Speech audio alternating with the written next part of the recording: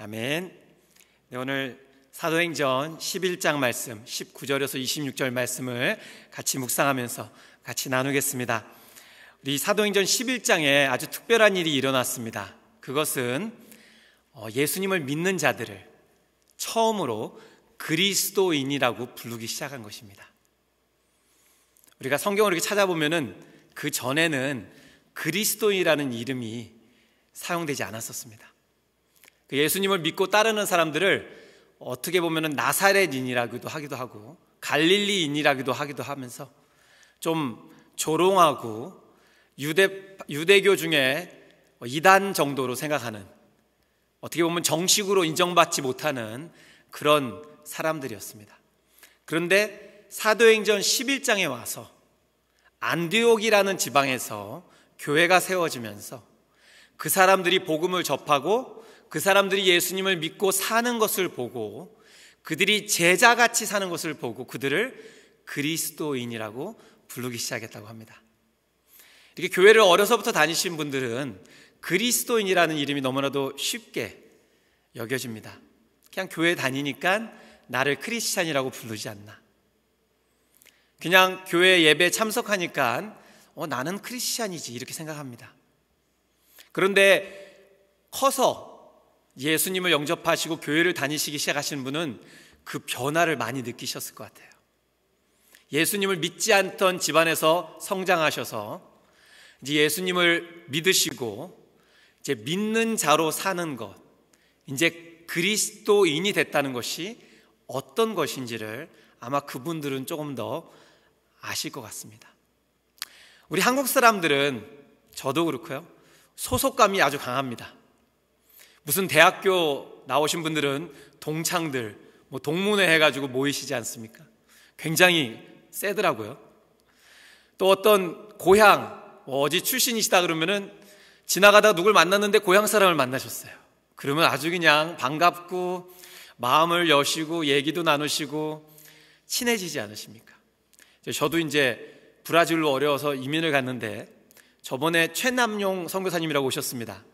근데 그분이 파라과이에서 크신 분이에요. 남미 분이시죠, 같이.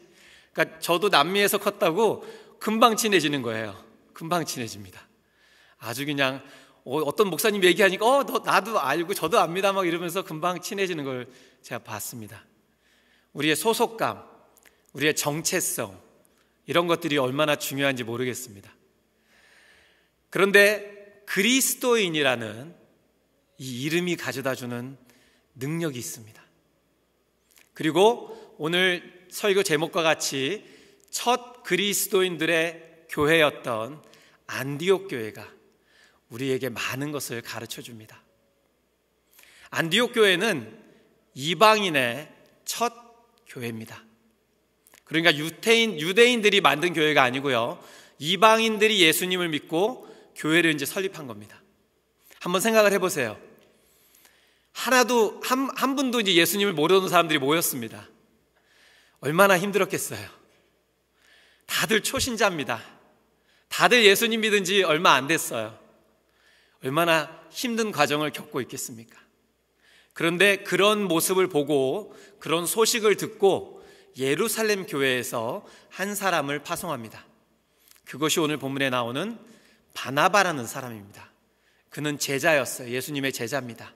12 사도는 아니지만 그는 제자 중에 한 명이었습니다.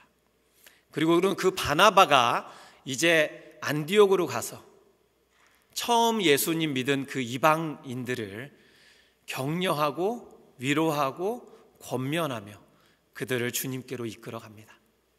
그래서 오늘 본문은 그렇게 시작을 하면서 마지막 부분에, 오늘 본문 마지막에 뭐라고 나오죠? 수많은 무리들이 제자들이 되어서 그 제자들을 가리켜 비로소 그리스도인이라 불렀더라. 그럼 이렇게 요약을 하자면은 안디옥이라는 곳에 교회가 생기고 이방인들이 그 교회를 세웠는데요, 예루살렘 교회에서 바나바를 보냈고 바나바가 그들과 함께해서 그들을 가르쳐서 그들이 그리스도인이라는 이름을 얻게 되는 아주 아름다운 스토리를 오늘 우리가 봤습니다. 그러면서 우리가 세 가지를 이 안디옥 교회, 첫 그리스도인들의 교회에서 배울 수가 있는데요. 첫 번째로는 격려로 세워진 교회라는 것입니다. 이제 예루살렘 교회가 안디옥으로 누굴 보냈다고 그랬죠? 바나바를 보냈습니다. 근데 바나바는 사실 그 사람의 본명이 아닙니다. 원래 이름은 요셉이고 그의 별명이에요. 근데 이 바나바란 뜻이 위로의 아들, 권면의 아들이란 뜻입니다. 그러니까 그분은 사람을 만나면은 격려하시는 분, 위로하시는 분이에요. 그래서 이 바나바가 예루살렘을 떠나서 안디옥에 가서 안디옥 교인들에게 무엇을 했겠습니까? 그들을 권면하고 격려했다고 오늘 본문은 말해주고 있습니다. 근데 그 격려의 내용은 이렇습니다. 여러분, 굳건한 믿음으로 여러분의 믿음을 지키십시오. 하나님이 주신 이 믿음 안에 계속해서 머무십시오. 그 권면을 드린 것입니다. 그래서 그 이방 사람들이 예수님을 믿고 굳건히 믿음을 지키게 되는 것을 오늘 본문은 우리에게 보여줍니다. 제가 요즘 제자반과 함께 생명의 삶을 계속 이제 하고 있습니다. 큐티를 하고 있는 거죠. 근데 그 큐티 저번 주였나요? 아주 좋은 예화가 하나 나왔습니다. 어떤 내용이었는가 하면은 베트남 전쟁을 끝내고 미국으로 돌아온 병사들하고 제2차 세계대전을 끝내고 돌아온 병사들하고 미국에 돌아와서 생활을 하는데 차이점이 너무나도 많다는 것입니다. 베트남 전쟁 참전 용사들이 돌아와서 미국에서 생활을 하는데 많은 병들과 정신적인 어려움을 겪었다고 합니다. 근데 반면에 제2차 세계대전, 그러니까 유럽에서 전쟁을 하고 미국으로 귀국한 그 병사들은 그렇게 큰 어려움을 겪지 않았다는 것이에요. 그래서 자세히 들여다보니까 한 가지 다른 점이 있었습니다. 그것은 무엇일까요? 미국으로 돌아오는 기간이 달랐다는 것이죠. 베트남에서 돌아온 분들은 비행기를 타고 왔기 때문에 금방 도착했답니다. 그 시간이 짧았어요. 그런데 유럽에서 전쟁을 하고 제2차 세계대전으로 돌아온 병사들은 그때는 배를 타고 돌아왔다는 거예요. 근데 배를 타고 유럽에서 왔으니까 시간이 많이 걸렸겠죠. 그런데 그것이 큰 차이가 됐다는 것입니다. 무슨 일이 있었을까요? 무슨 얘기인가요? 비행기 타고 금방 도착한 사람들은 비행기 안에서 서로 나누고 서로 위로하고 격려할 시간이 짧았다는 것입니다. 아니면은 아예 없었겠죠. 비행기에 타고 잠시 눈을 감았는데 피곤했는데 일어나 보니까 미국이에요. 각자의 삶으로 돌아갔습니다. 그리고는 힘든 날들을 살기 시작합니다. 그 전쟁의 후유증에 시달리기 시작하죠. 그런데 제2차 세계대전을 끝내고 돌아오던 병사들은 그 큰 기간을 배에서 자신의 전우들과 함께 보낸 겁니다. 어떤 일이 있었을까요? 아픔들이 나누어졌겠죠. 내 옆에서 내 친구가 죽었었어. 내가 사랑하고 믿었던 내 친구도 같이 죽었어. 그 아픔들이 나누어지고 서로 격려하고 위로했을 때 치유가 일어났다는 것입니다. 그리고는 그들이 미국에 돌아와서 삶을 다시 시작했을 때 더 나은 삶에 임할 수 있었다는 것이죠. 이만큼 격려의 힘은 굉장히 강합니다. 그래서 우리가 첫 그리스도인들의 교회였던 안디옥 교회를 보았을 때 그 교회가 아름답게 세워질 수 있었던 첫 번째 이유는 격려로 세워졌던 교회였기 때문입니다. 누가요? 바나바라는 하나님의 종이 그들을 격려하고 위로했기에, 그들을 붙잡아 주었기에, 그들에게 계속해서 새 힘을 주었기에, 하나님의 말씀이 그들을 붙들었기에 그들은 하나님의 교회로 그들의 신앙이 계속해서 지속적으로 갈 수 있었던 것입니다.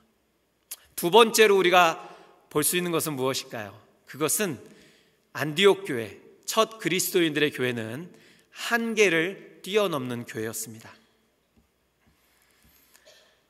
그들은 유대인과 이방인에 관한 그 한계를 먼저 뛰어넘었어요. 오늘 본문 첫 번째 절에는 이렇게 나옵니다. 유대인에게만 복음이 전해졌었다. 그런데 오늘 읽어주신 그 다음 절에는 바로 이렇게 나옵니다. 그러나 이방인에게도 전해지기 시작했다. 그러니까 무슨 큰 벽을 넘은 건가요? 유대인이라는 유대인에게만 전해졌던 복음의 벽이 무너지고 이제는 이방인에게 복음이 전해진 겁니다. 우리가 또 큐티하신 분들은 고넬료의 집에서 있었던 일을 기억하실 건데요. 고넬료라는 사람은 유대인이 아니었습니다. 그런데 하나님께서 베드로 사도를 통해서 고넬료의 집에 가게 하시고 그 집을 축복하시고 많은 이들이 예수님을 영접하고 성령을 받게 하셨죠. 벌써 그 벽이 깨지기 시작했습니다. 그리고 바로 다음 장인 사도행전 11장에 드디어 이방인의 교회가 안디옥에서 세워지는 것입니다. 한계가 극복되고 한계를 뛰어넘는 교회가 시작된 것입니다. 우리에게 무엇을 가르쳐 주나요? 우리 개개인에게도 한계들이 있습니다. 우리 공동체에도 한계가 드러납니다. 잘 가다가 어떤 벽에 딱 부딪히는 같은 그런 느낌을 받아보셨나요? 내 마음에는 그렇게 하려고 한 것이 아닌데 나도 모르게 오해가 생기고 자꾸만 이해되지 않고 마음이 답답해지는 그런 한계를 우리는 가끔 느낍니다. 우리 서로 살아온 과정이 다르기 때문에 우리는 서로 사용하는 언어도 다릅니다. 어떤 일에 부딪혔을 때 반응하는 것도 다릅니다. 그러다 보면은 교회 공동체는 힘들어질 때가 있어요. 그러면서 한계를 느낍니다. 하지만 하나님께서는 그 한계조차도 우리에게 믿음이 성장하는 과정으로 사용하십니다. 또한 오늘 본문을 묵상하면서 아주 은혜 받은 것이 한 가지 있습니다. 그것은 바나바가 혼자 하지 않고 누구를 데리고 와서 같이 사역을 하는 모습입니다. 그런데 그 누구를 데리고 온 사람이 사울이라는 사람입니다. 우리가 잘 알지만 나중에는 바울이라고 이름을 바꾸게 되죠. 사울은 누구였죠? 예수님을 믿는 사람들을 핍박하던 사람입니다. 예수님을 믿는 사람들을 잡아서 옥에 가두던 그런 무시무시한 사울이었어요. 그런데 그 사울이 예수님을 만나고 핍박하던 자에서 핍박받는 자로 변합니다. 그리고는 예루살렘에서 예수님을 전하다가 유대인들에게 핍박을 받고 죽을 뻔하고 다소로 자신의 고향으로 돌아갑니다. 그곳에서 계속 기다리고 계속 머물고 있었는데 바나바가 사울을 데리러 갑니다. 오늘 본문은 사울을 찾으러 다소에 갔다. 그러니까 바나바가 적극적으로 간 거죠. 그리고는 사울을 데리고 와서 사울과 함께 안디옥 교회를 1년 동안 가르쳤다는 것입니다. 그러면 이 안디옥 교회는 핍박하던 사울을 교사로 세운 것입니다. 그 한계, 그 벽을 또한 뛰어넘은 거죠. 우리에게는 과거를 생각하면서 한계를 가져올 때도 너무나도 많이 있습니다. 나는 안 돼.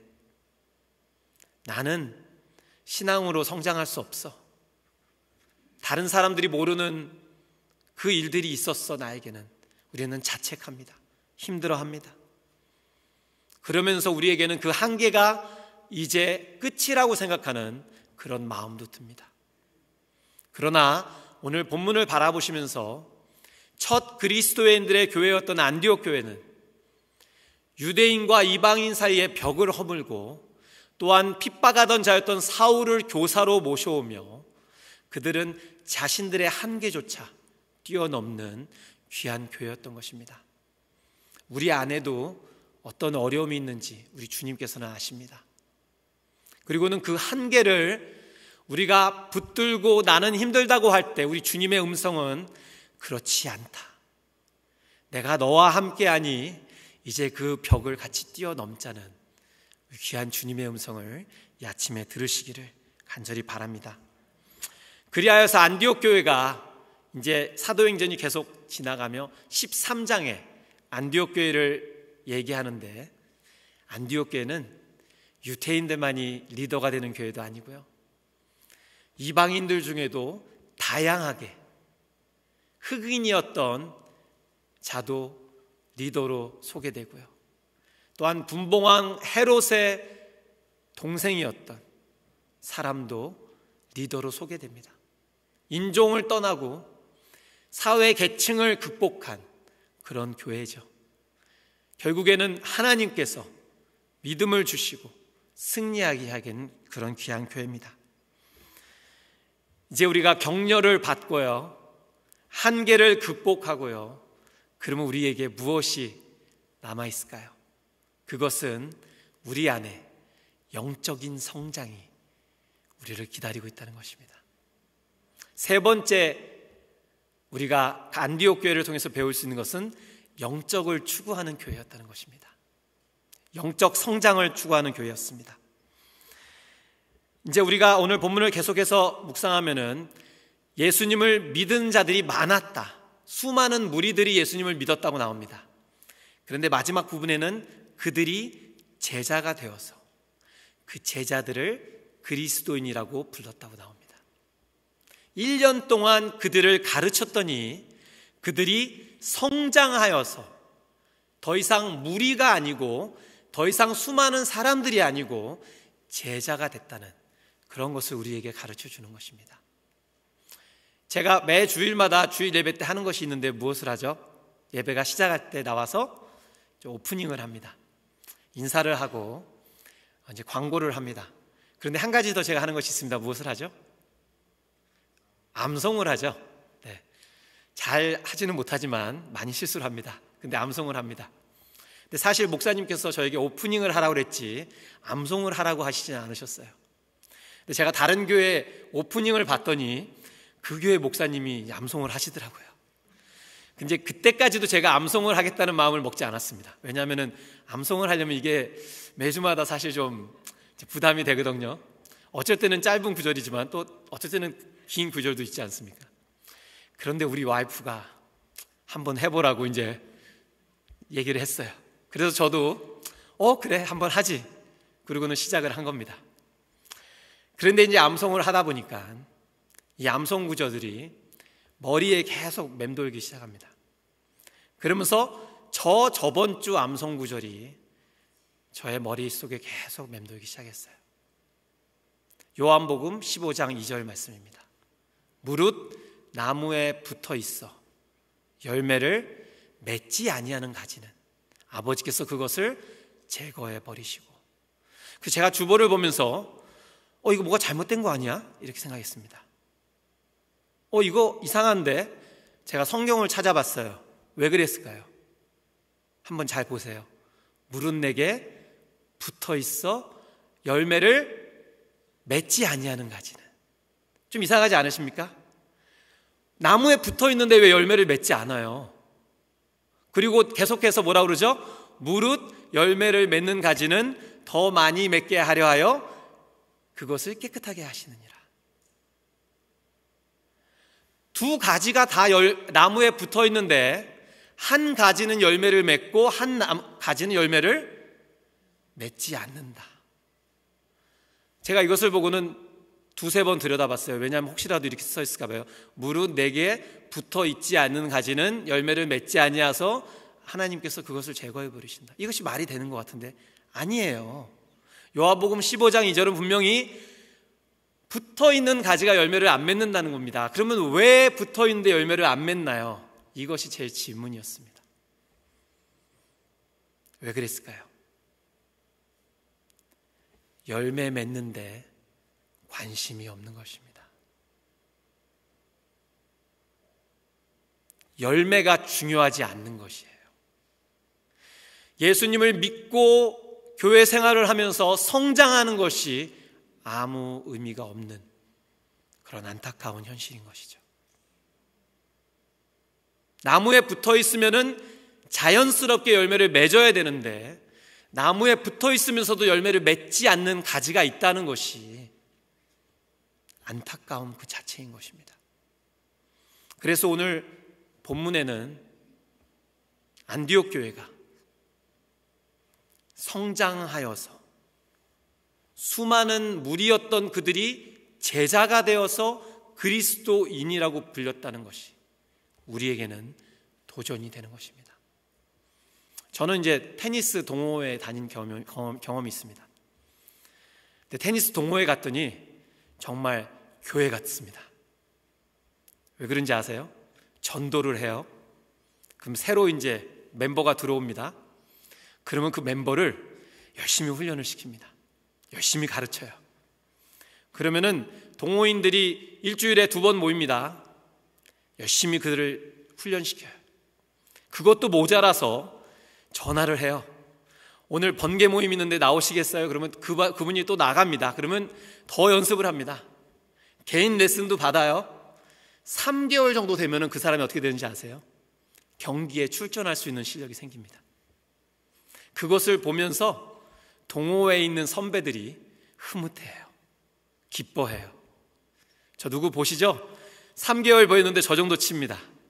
그러면서 우리 동호회를 막 자랑해요. 교회를 자랑하듯이 막 자랑합니다. 왜냐? 열매가 맺어졌고 성장이 이루어졌기 때문이에요. 이제 골프 치시는 분들 레슨을 끊는다고 하죠. 10번 레슨 정도 끊으신다고 합니다. 몇백 불씩 주고 10번을 연습을 하셨는데 레슨을 받으셨는데 좋아지지 않으면 어떻게 돼요? 말이 안 되죠. 10번이나 레슨을 받았는데 샷이 당연히 좋아져야 됩니다. 이렇게 성장이라는 것은 어떻게 보면 우리의 삶 속에 당연한 것입니다. 너무나도 귀한 것이고요. 우리의 삶을 이끌어 나가는 아주 큰 원동력이 됩니다. 그래서 오늘 말씀을 들으면서 저도 그렇고요. 1년 전을 생각해 봐야 됩니다. 5년 전을 생각해 봐야 됩니다. 10년 전을 생각해 보면서 내가 어떻게 성장하고 있나를 객관적으로 우리는 우리 자신에게 물어보는 시간을 가져야 됩니다. 제가 우연치 않게 본 것이 하나 있는데 또 아주 웃기는 것이 한번 제가 나눠드리겠습니다. 어떤 유튜버가요, 자신의 구독자들에게 이렇게 말합니다. 여러분, 다음 달부터 제가 정한 10권의 책을 같이 보겠습니다. 매일마다 책을 읽어 나가는데요, 여러분이 읽으시다가 내가 좋아하는 문장이다 하는 그 문장을 매일마다 노트를 하십시오. 꼭 큐티하는 것 같아요.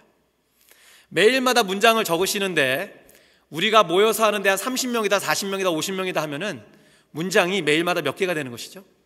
50개가 되는 겁니다. 50개를 서로 나누는 것입니다. 그러다 보면은 우리가 변하게 됩니다. 이렇게 말하더라고요.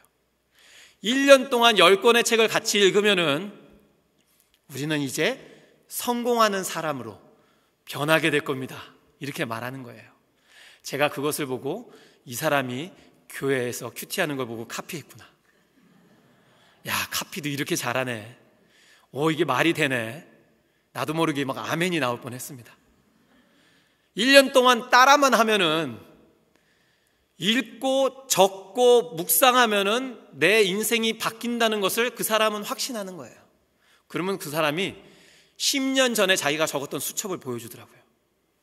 내가 어려웠는데, 빚쟁이들한테 시들렸는데, 내가 그 책 한 권으로 이 노트 한 것 때문에 내가 이렇게 됐다고 막 간증을 해요. 그러면서 나와 함께 하자는 거예요. 요즘에 세상에서도 이렇게 하고 있습니다. 그런데 교회에서는 제자리 걸음하고 교회 나오는 것조차도 힘들고, 갈까 말까? 아니면 가도 별 그렇게 큰 임팩트가 없기 때문에 우리가 그런 마음이 들 때가 있어요.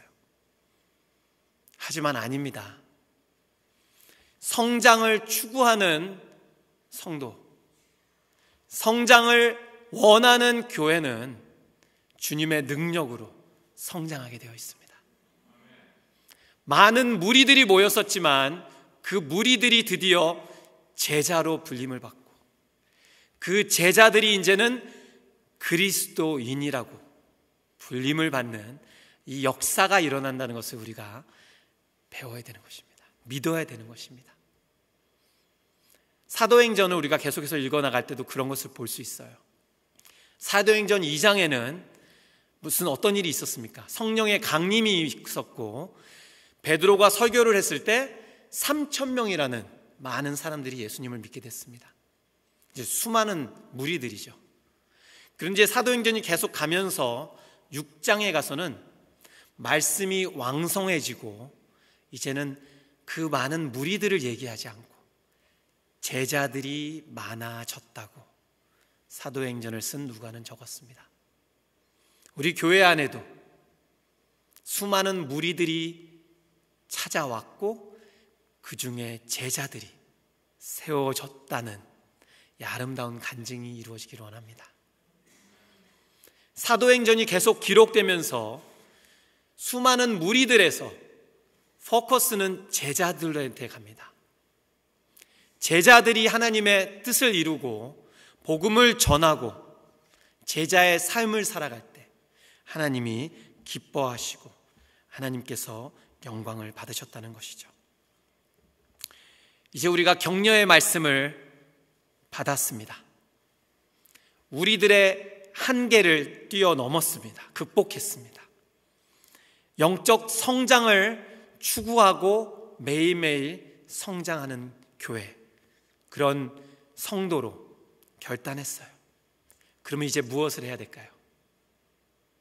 제가 원래 말씀을 준비하면서 다른 제목을 한번 생각해 봤습니다. 그 제목을 여러분들에게 보여드리겠습니다.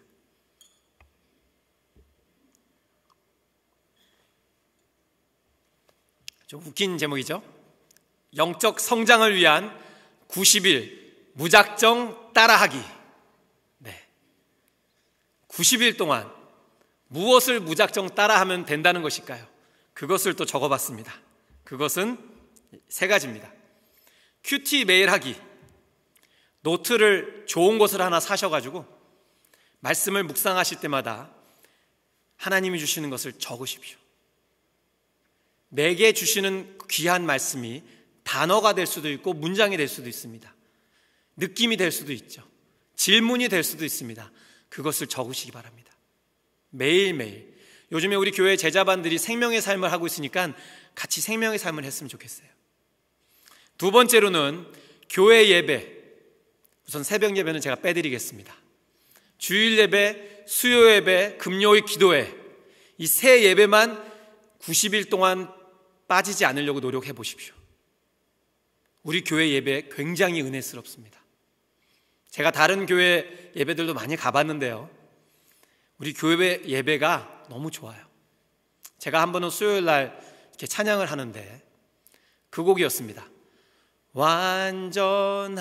완전하신 나의 주. 그런데 제가 그때 마이크 멀리 있었어요. 우리 성도님들의 목소리가 들렸습니다. 근데 제가 진짜 소름이 쫙 끼쳤어요. 하나님의 임재하심이 강하고요. 우리 교회 안에는 정말 심플하게 복음만 추구하고 하나님 열심히 믿는 것만 정말 추구하는 귀한 교회입니다. 제가 2년 동안 한비전교를 섬기면서 너무나도 아름다운 우리 신앙인들의 모습을 보고요, 은혜를 받습니다. 도전을 받습니다. 막 어떨 때는 형님이라고 부르고도 싶어요. 정말 누님 같으시고 이렇게 좋은 교회를 찾기 쉽지 않습니다. 근데 성장을 원하시는 분들에게는 좋은 교회입니다. 그냥 교회 오셔서 그냥 왔다 갔다 하기에는 부담되는 교회입니다. 사실 그만큼 복음이 살아있는 교회예요. 그렇기 때문에 90일 동안 뭐라고요? 첫째는 큐티 하시고, 둘째는 교회 예배 참석하시고, 그리고 마지막으로는 제가 어쩔 수 없이 시작하게 된 매주마다 주보에 나오는 암송 구절 같이 암송하시기 바랍니다. 암송하다 보면요, 질문이 생기고 자꾸만 그것이 마음을 두드리기 시작합니다. 아니, 나무에 붙어 있는데 왜 그 가지는 열매를 안 맺었지 하는 생각이 들어야 됩니다. 아니, 사랑은 오래 참고 온유하고 시기하지 않고 자랑도 하지 않고 교만하지도 않는다는데 내가 하나님의 사랑을 체험하고 왜 내 마음은 이렇게 그렇지 못할까? 일주일 동안 저는 굉장히 괴로웠습니다. 하나하나 체크하는데 다 꽝이에요, 꽝. 괴롭습니다. 하지만 말씀이 우리 삶을 계속 두드릴 때 말씀에 원동력이 있고 능력이 있기에 우리를 더 나은 한 걸음 앞으로 인도하는 것이 말씀입니다. 말씀이 우리를 귀찮게 하는 것이 암송하는 거예요. 말씀이 우리에게 간섭하게 하는 것이 암송하는 것입니다. 그래서 제가 오늘 좀 우습게 만든 제목이지만 영적 성장을 위한 90일 무작정 따라가기를 오늘 예배에 참석하신 분들 중에 한 분이라도 결단하고 90일 동안 하신다면 저는 오늘 하나님께 너무 감사할 것입니다. 세상 사람들도 따라합니다. 자신들의 목표를 위해서, 목적을 위해서 달성하려고. 성공한 사람들이 말하면 그대로 해요. 책을 읽고요, 그대로 따라합니다. 그러면은 그게 또 돼요. 왜냐하면은 거기에 얻은 영감이 있기 때문에 따라하면은 무엇인가 이루어지기 때문에. 교회 안에서, 성령 안에서, 말씀 안에서 이렇게 하는데 안 될까요? 될까요, 여러분? 됩니다. 혹시라도 안 되신 분 계시면 우리 이호셉 목사님께 찾아가시기 바랍니다. 카운슬링 하시고 더 힘차게 또 계속 하나님 앞에 나가실 수 있을 것입니다. 제가 20대 초반에 선교단체를 섬겼었습니다. 아주 작은 선교단체였었는데요, 당연히 이렇게 잘 나가는 팀이라고 그럴까요? 이렇게 중요한 파트를 맡은 팀은 찬양팀이었습니다. 연주도 너무 잘하고 노래도 잘하고 예배가 너무나도 은혜스러운 예배를 주일날 저녁에 드리고 있었습니다. 막 젊은이들이 몰려오고 은혜를 받고. 그런데 저는 그 찬양팀이 아니라 드라마팀이라는 연극, 스킷 드라마, 무언극 하는 그런 팀이었어요. 어쩌다 저쩌다 하다 제가 팀장이 됐는데 팀원들을 보니까 다 10대 고등학생들이었습니다. 그래서 이제 매주마다 저희가 모여서 기도를 하고 찬양을 하고 연습을 하는 것이죠. 잘 못해요. 그렇게 잘하지 않습니다. 하지만 그 2, 3년이 저에게는 너무나도 귀한 시간들이었습니다. 왜 그런지 아세요? 저에게도 격려가 되고 그 어린 친구들에게도 격려가 되는 그런 귀한 시간들이었기 때문입니다. 지금 그 친구들이 다 성장해서 많은 친구들은 사역자가 되기도 하고 교회에서 열심히 섬기기도 합니다. 우리가 같이 모여서 기도했을 때 서로 같이 기도 제목을 나누면서 가정에 있었던, 학교에서 있었던 삶의 어려움을 막 나눴었는데 그때 있었던 그 격려와 위로가 우리의 삶의 한계들을 극복하게 만들었습니다. 그리고는 서로를 위해서 얼마나 뜨겁게 기도했든지 서로가 서로를 성장하게 만드는 밑거름이 되었어요. 우리 교회 안에는 목장 모임이 있습니다. 우리 목장 모임 안에 격려의 시간들이 세워지기를 원합니다.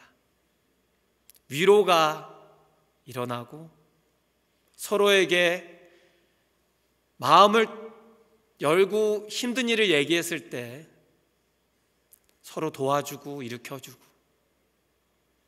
그 한계들을 극복하면서 살아계신 하나님을 서로 체험하는 것이죠.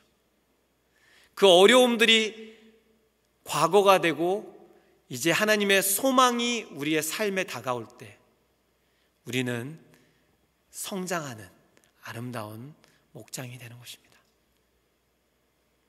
다른 것 없습니다.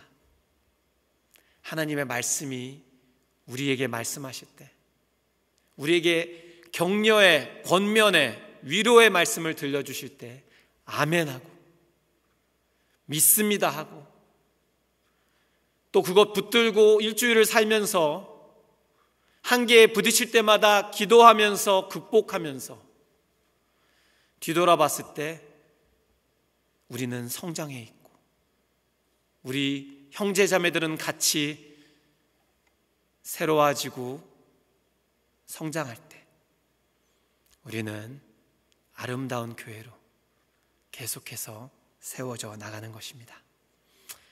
오늘 주일 예배 오신 여러분, 주님께서 이 귀한 복된 삶, 성장하는 삶으로 우리를 부르십니다. 초대하십니다. 큐티하는 것 시간도 정하시고 아니면은 생명의 삶 앱을 다운하셔서 어디 가든지 틀으시면 됩니다. 목소리가 나와요.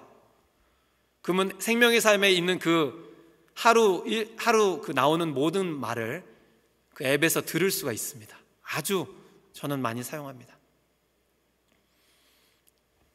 주일 예배도 나오시지만 수요 예배도 나오시고요. 금요 기도회도 나오십시오. 숫자가 중요한 게 아니에요. 여러분이 나오시면 여러분에게 복이 된다는 것입니다. 그리고 주보에 나오는 성경 구절 외우시려고 노력하십시오. 외우는데 혹시라도 실패하시더라도 그 외우는 과정에서 성경 말씀을 계속 읽게 됩니다. 한 번 읽고 두 번 읽고 세 번 읽고 네 번 읽고 10번 정도 읽으면 그 내용이 막 머릿속에 맴돌기 시작해요. 분명히 하나님께서 우리에게 말씀해 주실 것입니다. 이렇게 90일 이렇게 작정하고 따라갈 때 우리는 그리스도인이라는 이름이 부끄럽지 않은 삶을 살게 될 것입니다. 같이 기도하시기 바랍니다. 하나님 감사합니다. 저희들은 어쩔 때는 딴 생각하고 딴 마음 먹고 있다가 주님의 은혜에, 주님의 사랑에 저희들의 삶을 조명받지 못하고 은혜가 지나가기도 하고 그 귀하신 하나님의 믿음의 성장의 시간이 지나갈 때도 있었습니다. 하지만 이 시간 주님, 우리들의 마음의 문을 두드려 주시고 이 시간 믿음으로 결단하며 믿음으로 주님이 보여주시는 그곳을 향해서 달려가는, 전진하는 우리 모두가 되게 하여 주시옵소서. 감사드리며 예수님의 이름으로 기도드립니다. 아멘.